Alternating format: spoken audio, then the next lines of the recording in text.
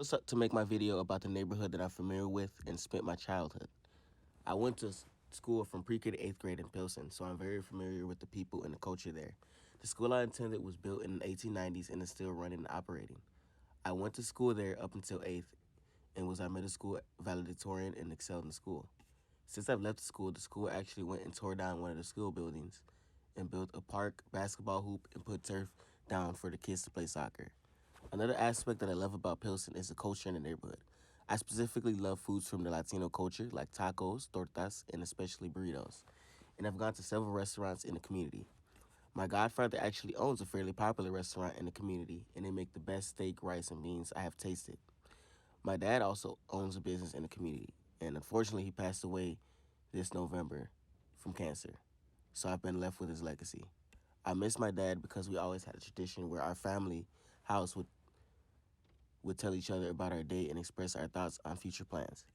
We would do this every night while eating foods that my dad would eat while he lived in Africa. Now that I think of Africa, now that I think about our conversations, I know they're about establishing a plan for the path I wanted to take. My dad always believed in getting things done. My dad was an entrepreneur. He built his business from the ground up and was a heavy believer in responsibility at a young age.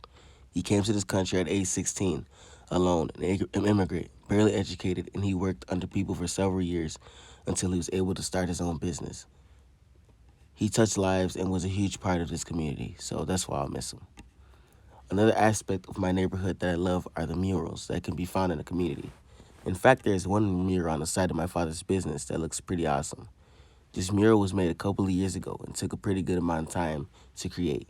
Pilsen made me appreciate Latino culture because it really is a beautiful place.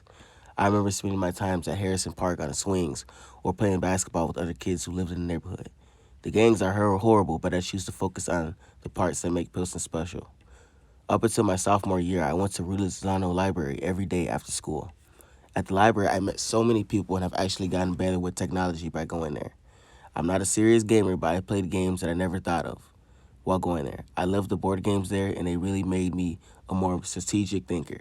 I was even covered as a scholar for the medium program, where I talked a little about the things I loved about the program. As I became older, I became great with numbers and excelled in school.